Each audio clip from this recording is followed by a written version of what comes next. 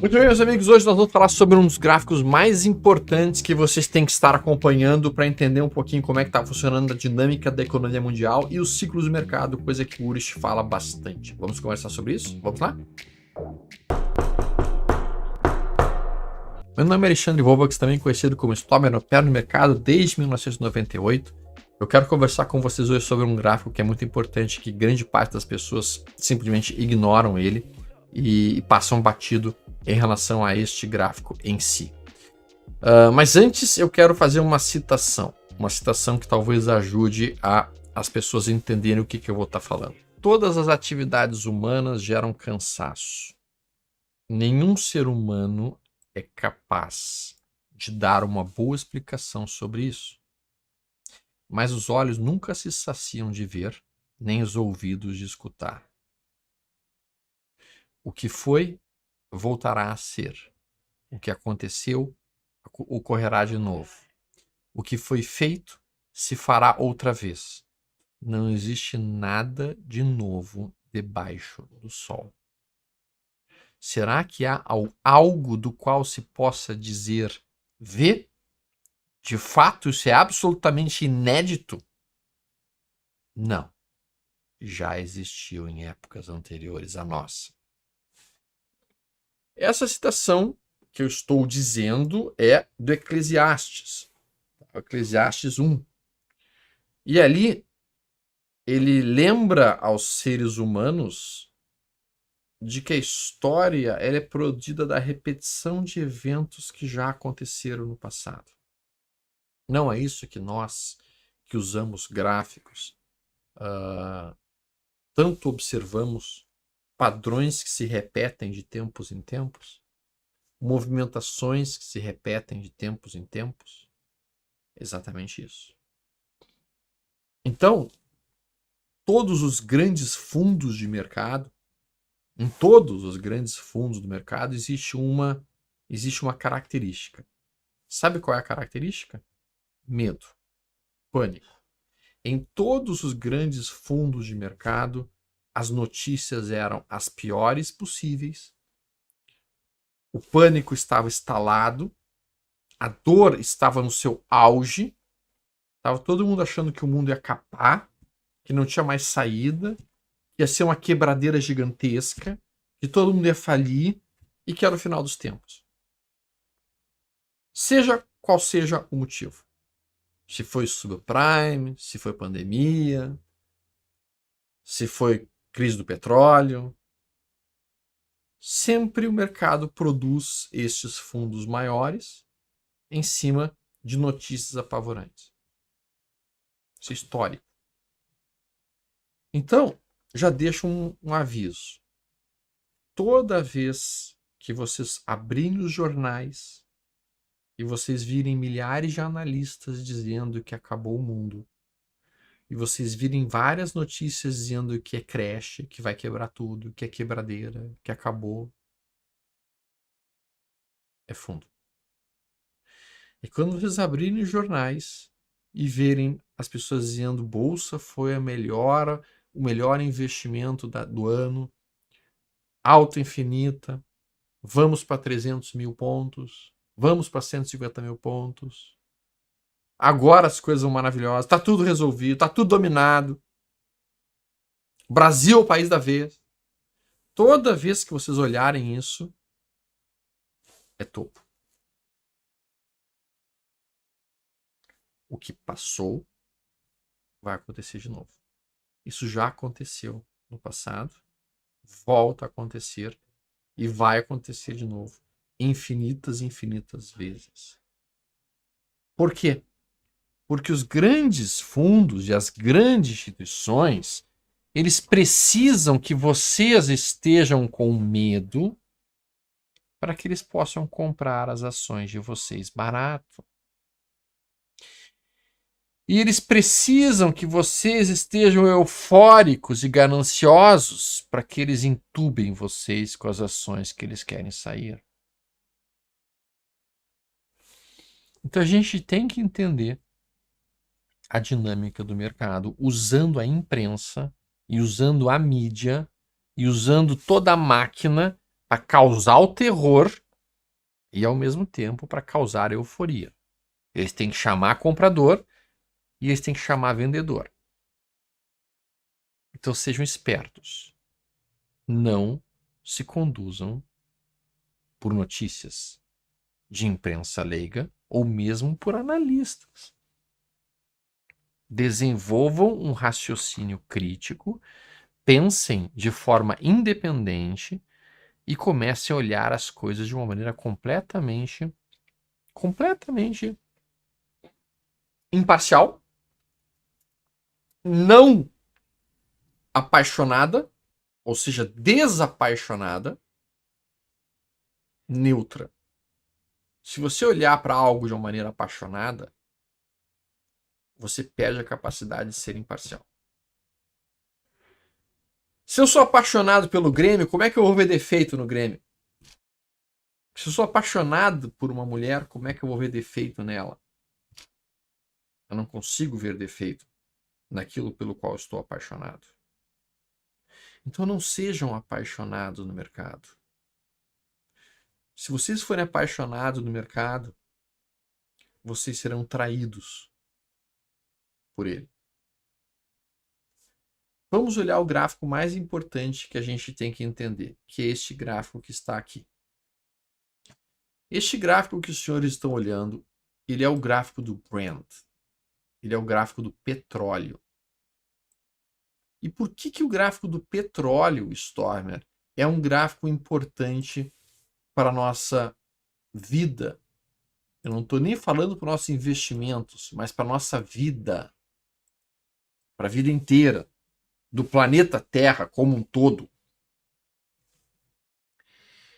Porque a gente precisa, e aqui, isso aqui é outro, a gente precisa entender que se não fosse,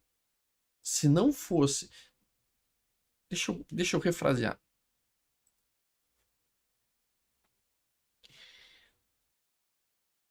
Olhem a forma como a gente vive a nossa vida hoje.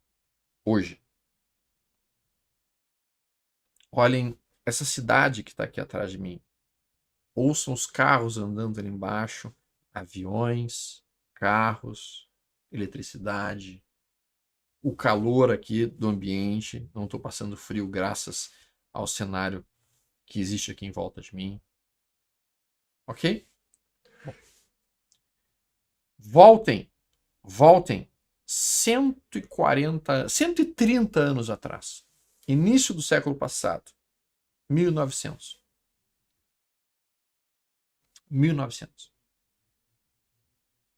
Como era a vida em 1900? Não existiam carros. O pessoal andava de carroça ou de cavalo. Imagina ter que andar de carroça ou cavalo por ruas infestadas de cocô de cavalo. Não existia saneamento básico.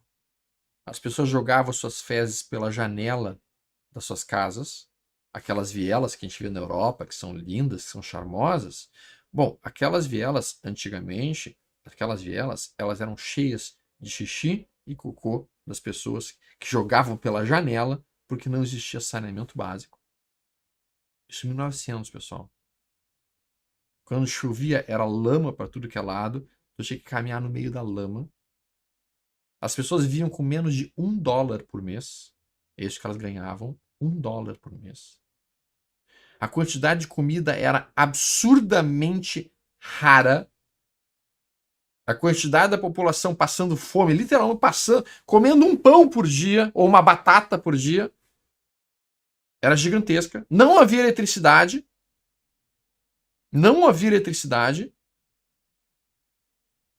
Imagina um mundo sem eletricidade. Era escuro, breu. Anoitecia, era breu. E nós estamos falando disso há 130 anos atrás. Que não é muito tempo. Não é muito tempo. E galera, percebam. Hoje, muito provavelmente você tem uma qualidade de vida melhor do que o homem mais rico do planeta Terra no ano de 1920? Rockefeller. Rockefeller. Você preferia ser você hoje e ter a vida que você tem hoje do que você ser um Rockefeller em 1920? Que era o homem mais rico do planeta? Toda a vida que eu prefiro viver hoje do que lá. Por quê? Porque o Rockefeller, mesmo sendo o Rockefeller, não tinha. Mal e mal ele tinha eletricidade. Não tinha telefone. Não tinha antibiótico. Não tinha medicina. Tinha uma cárie no dente, ele não tinha como fazer uma anestesia pro dente dele. A qualidade de vida que Rockefeller, o homem mais rico do planeta, tinha em 1920, por impressionante que pareça, era pior do que a qualidade de vida que uma classe média tem hoje no Brasil. E quando tu fala isso, cara, tu fica chocado. Fica chocado, porque, cara, o que a humanidade conseguiu melhorar em termos de desenvolvimento de coisas, eletricidade, aquecimento, alimentação, medicina, remédios. Rockefeller não tinha isso em 1920. Não tinha. Tinha uma infecção no pé, morria. Gangrenava o pé, tinha que amputar o pé.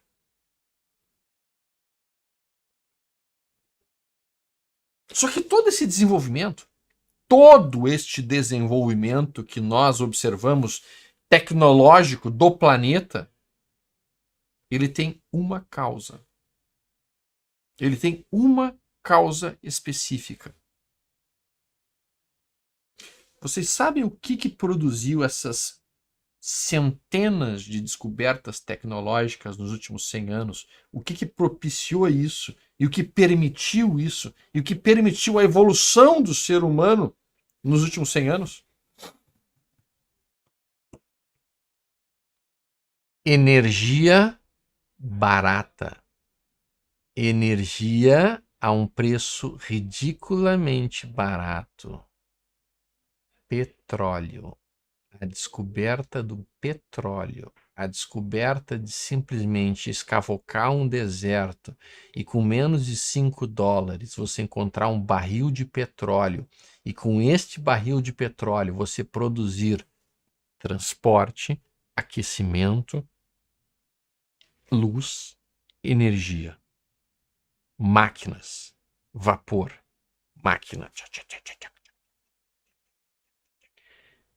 Isso foi o que permitiu os seres humanos saírem das trevas, 1900, e entrar, digamos, no século da luz, no século da energia, no século em que a energia disponibilizada para as pessoas permitiu que as pessoas tivessem uma melhoria na sua qualidade de vida.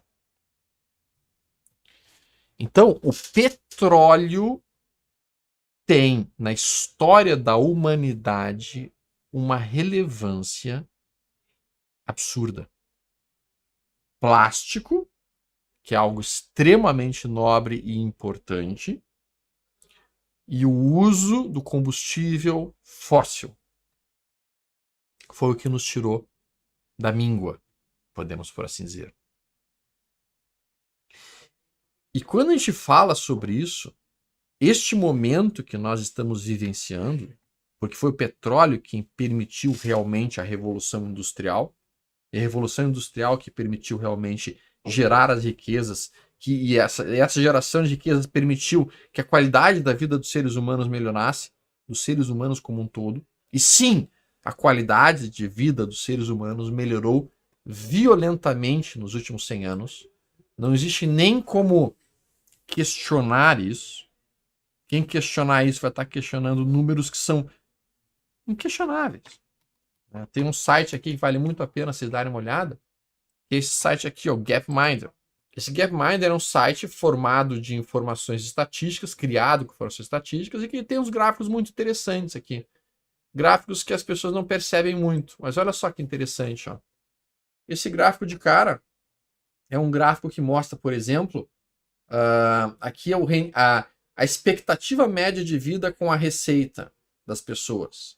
E como é que isso evoluiu de 1900 até hoje. Aqui, olha aqui, ó, deixa eu botar aqui bem lentinho para vocês verem. Isso aqui é 1813, tá? A expectativa média de vida, 30 anos de idade, para a maior parte dos países. 30 anos de idade, a expectativa média do chinês era 32 anos de idade em 1840. Aí veja como isso vai mudando ao longo do tempo. Em alguns países é um pouquinho mais, na Inglaterra em torno de 40, 41. 41 anos era a expectativa média de vida. 41 anos em 1860. Veja como vai mudando, vai evoluindo, aí daqui a pouco começa a melhorar, e aí vem a Revolução Industrial com o petróleo. E olha o que o petróleo e a Revolução Industrial produziram a partir de 1900. Ó. Olha como a expectativa de vida vai crescendo. Começa a aumentar, e aí entra antibióticos, 1940 e poucos. Olha como vai subindo a expectativa de vida. Olha como simplesmente dobrou a expectativa de vida. E olha como a China começa a vir atrás agora, crescendo cada vez mais. E a expectativa de vida agora está em torno de 80. Se a gente não quiser olhar a expectativa de vida como um dado importante, tudo bem. Então tá, se você considera a expectativa de vida como um dado não importante, você pode colocar aqui, ó. Olha que interessante. Número de mortalidade infantil. Vamos olhar mortalidade infantil? Mortalidade infantil, porque afinal de contas, né, a gente sabe que mortalidade infantil é morte para cada 1000 crianças que nascem nos primeiros 5 anos, no primeiro ano de vida. Óbvio que isso é um dado importante, porque isso reflete o que especificamente? Isso reflete, literalmente, qualidade de saúde que é entregue para um filho. Olha qual que era o nível de mortalidade infantil. Era em torno de 300.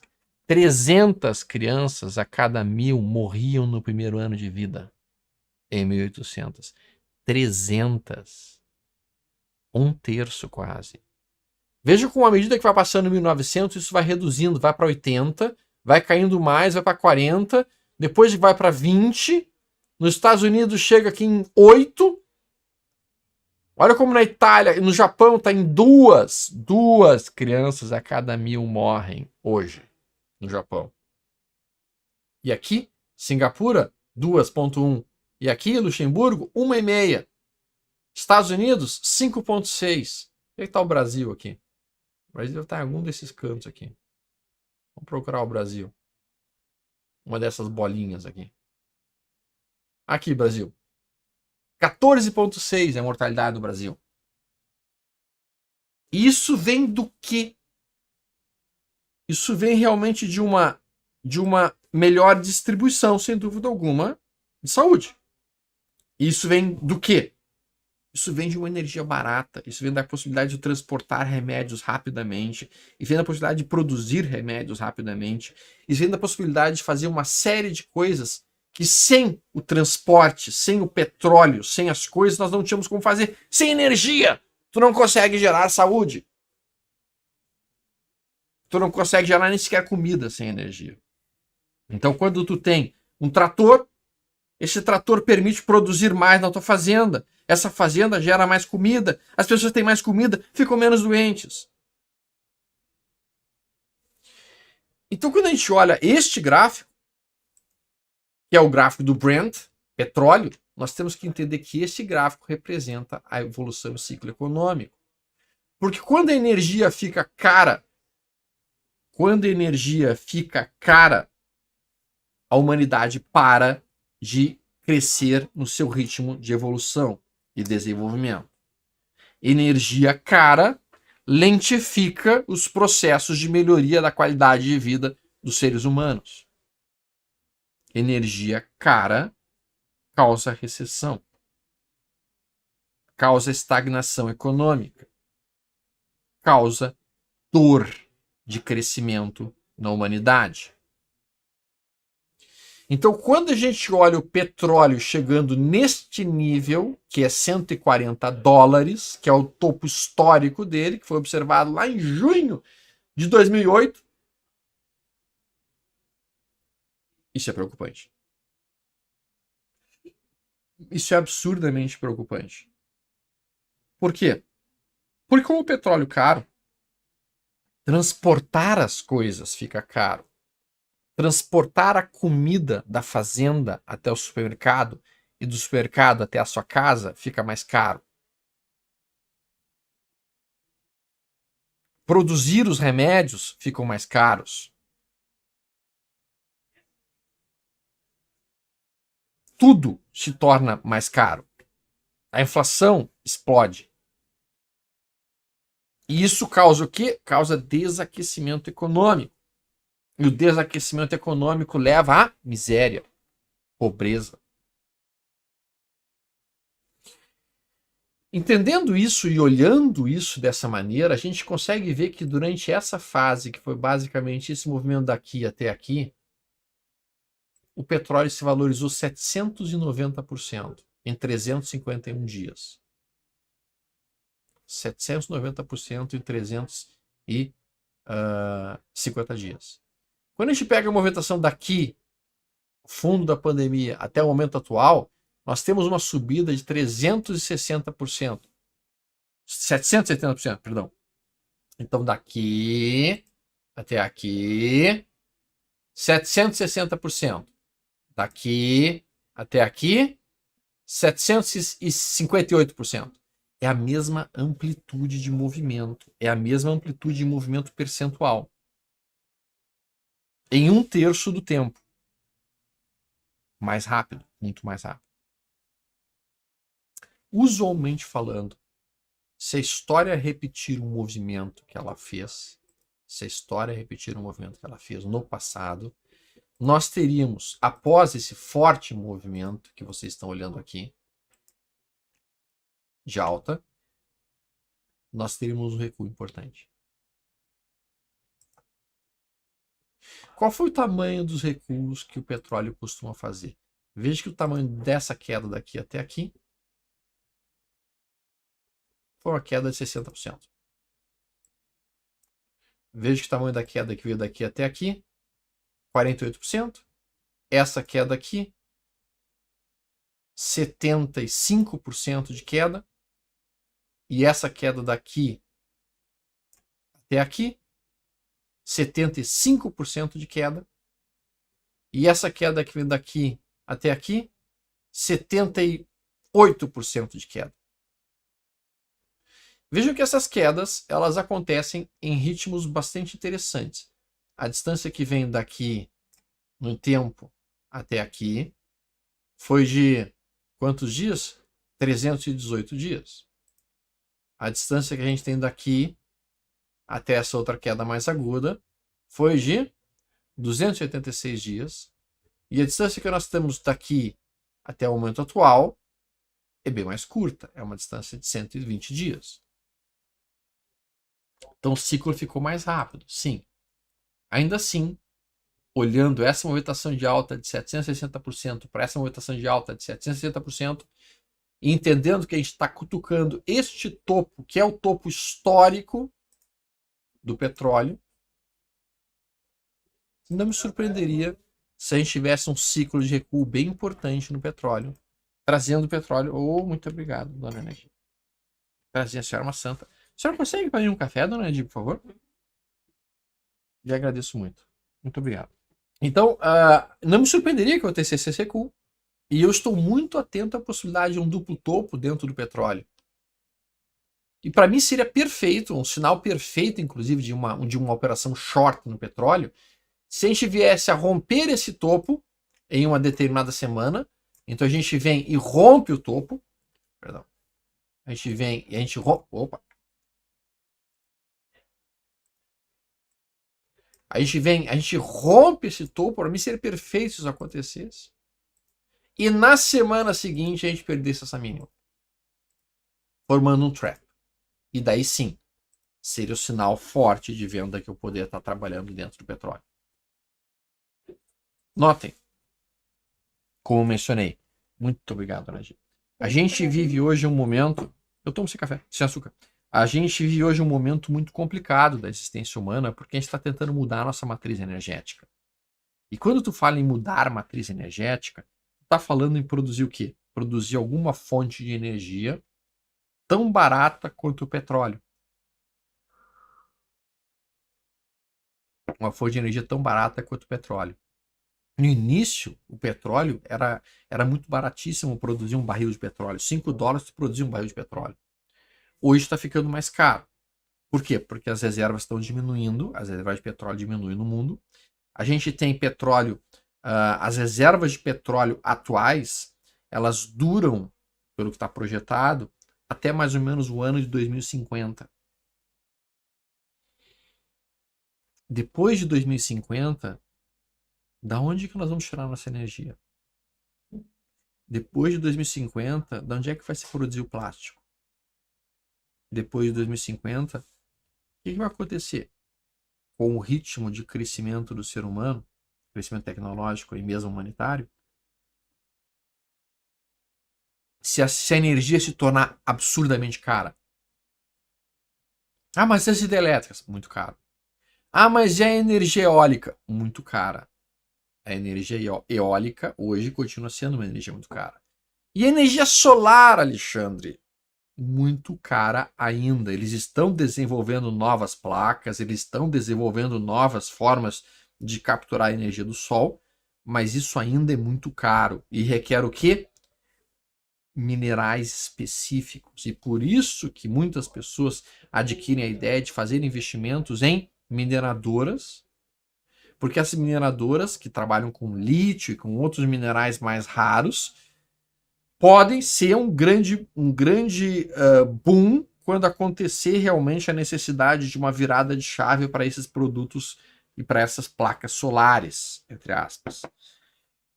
E energia nuclear? Urânio, ou mesmo fusão nuclear. A humanidade estava utilizando o carvão como uma forma rápida de energia. A gente pode, inclusive, colocar aqui, ó, ao invés de colocar a mortalidade infantil, a gente pode colocar a energia e ter o carvão aqui, consumo de carvão no total. E fazendo isso, a gente está vendo que boa parte da humanidade, entre aspas, começou a se deslocar na direção do carvão por algum tempo. Vejo que isso rolou. Aí aqui eu vou colocar dessa forma. E a gente vê que desde 1970, olha como a Índia e a China começaram a usar carvão bastante. Estados Unidos também. Olha como a China some do gráfico na utilização de carvão. Realmente a China usa muito carvão. A Índia começa a aumentar o seu consumo de carvão. E a Europa sumiu. A Europa parou de usar carvão por causa do movimento ESG. Começou a fechar todas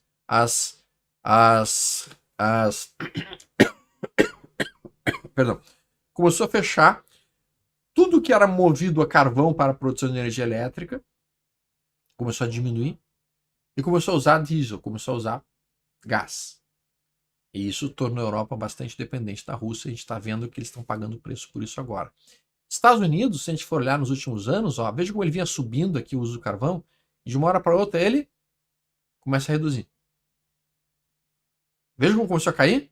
Começou a cair por quê? Porque eles começaram a usar xisto, eles começaram a usar gás, eles começaram a usar outras coisas que não carvão. Isso é positivo no sentido de menos poluição ambiental, só que é mais caro. É mais caro. Custa mais. O que está produzindo a forte movimentação da economia chinesa para cima? O uso acelerado de uma energia barata, no caso, para ele de carvão. Então, o mundo vai ter que trocar a sua matriz energética. A gente estava falando sobre isso agora há pouco. Nós vamos ter que fazer uma troca de matriz energética. Essa troca de matriz energética, tá, que a gente está observando, que a gente está entendendo, ela vai ser complicada porque a gente tem que descobrir novas tecnologias. E essas novas tecnologias, elas são caras, obviamente. Enquanto não se descobre isso, a gente vai ter que usar realmente o petróleo, enquanto a gente puder. E nós temos que partir para uma energia nuclear, que a Europa agora já está se voltando com todos os olhos possíveis para a energia nuclear. Só que leva anos para produzir energia nuclear. Tem se falado muito na fusão, como uma alternativa. Tem se falado muito no hélio 3, como uma alternativa. Mas voltando aqui para o gráfico principal, o gráfico do Brent, a gente precisa entender uma coisa. Este gráfico subindo significa inflação. Este gráfico subindo significa inflação. E este gráfico subindo também significa redução do ritmo do crescimento econômico. Porque petróleo caro lentifica a economia. Estagnação econômica. Então, quando a gente localiza este tipo de situação aqui, que é petróleo nesses níveis, nós vamos ver, muito provavelmente, estagflação. Inflação alta, estagnação econômica. E a estagflação, que é uma estagnação econômica com uma inflação alta, levam a este tipo de desespero. A economia até consegue trabalhar com o petróleo em 117, 117 por alguns anos, mas chega um momento em que aquilo pesa sobre ela. Voltando para a leitura do Eclesiastes, todas as atividades humanas geram cansaço.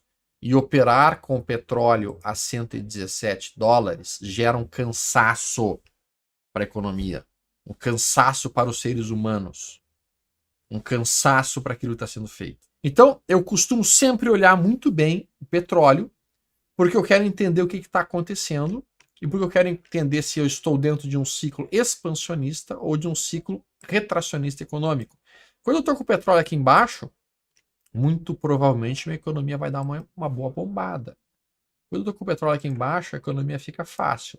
A inflação reduz. Inflação reduzindo, a gente consegue subir, digamos assim, fazer com que aconteçam uma reversão no nosso ciclo econômico. Como é que isso está atrelado à taxa de juros, Stormer? Bom, a gente sabe que uma inflação alta significa a necessidade de subir taxa de juros. Subir taxa de juros significa o que necessariamente?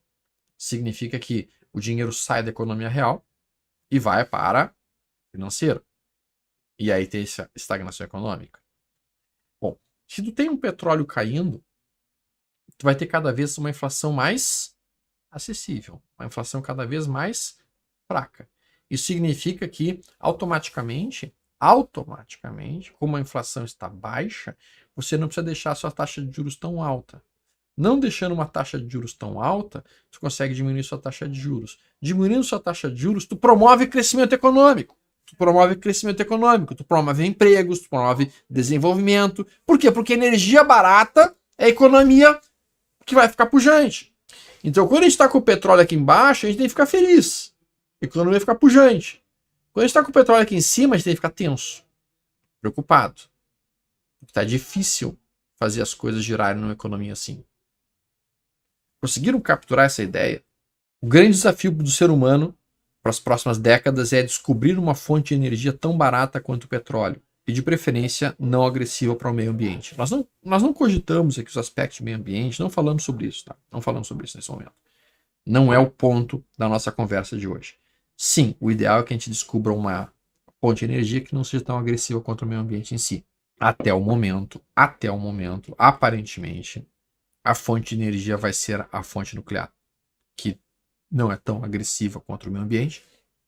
Muitos têm olhado para a energia nuclear agora como uma energia limpa, especialmente se ela for produzida a partir de fusão nuclear e não de fissão nuclear. Mas o ponto é que não se tem essa resposta ainda.